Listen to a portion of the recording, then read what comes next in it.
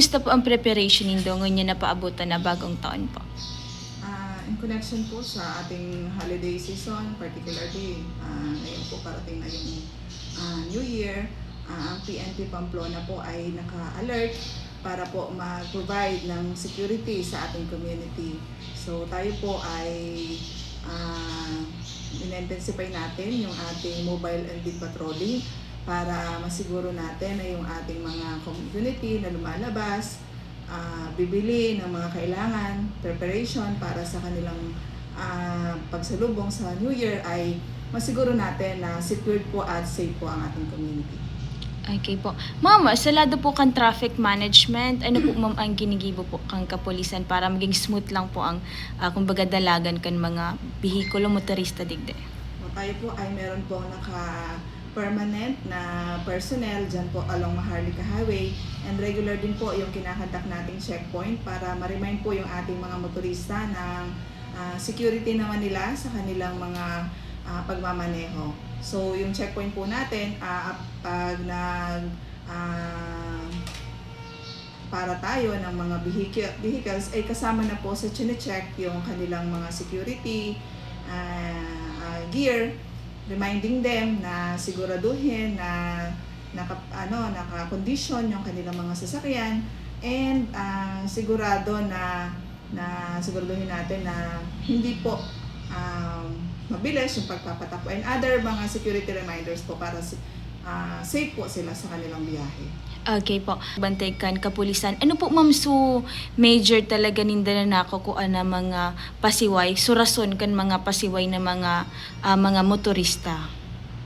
So far naman, hindi naman, dahil nga ni kadalasan na insidente natin is aksidente. So hindi naman ganon yung pasaway talaga.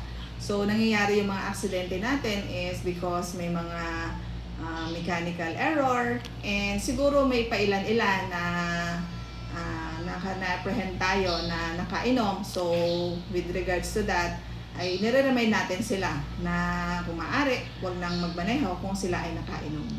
Okay po. Ma'am, mahapot ko din po, pero po ma'am ang i-deploy po nindo ning personnel ngayon na bagong taon po? So ano po kami, sa araw po na yan ay full force po ang kapulisan po ng Pamplona to provide security po ng community. Okay po. Ma'am, sa lado po ma'am kang paputok, may designated area na po ba kamudikte sa Pamplona po? Ang Pamplona po ay hindi nag-request, or hindi po, wala pong request sa ating RCSU na mag-designate po or mag-establish ng mga firecrackers, selling of firecrackers. So wala po tayo dito sa Pamplona na designated firecrackers area. Okay po. Ma'am, pero ma'am sa lado man po ma'am kang mga mapaputok, saan po ba pwedeng magpaputok ang mga residente sa lugar na ini po?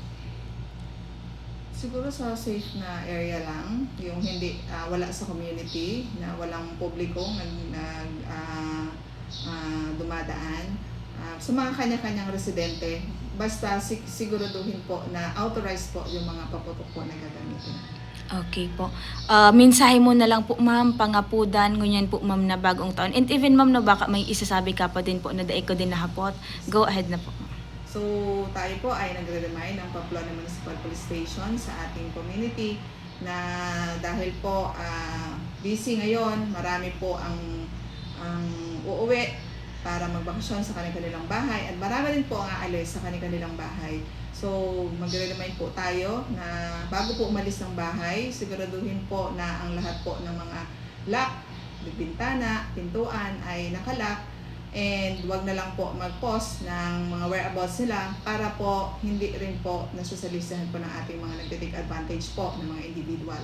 So sa mga magpapaputok po, siguraduhin lang po na yung mga gagamit po ng mga firecrackers ay authorized po ang kanilang bibilhin, and make sure po na safe po sila pag ginamit po nila ito. Okay po.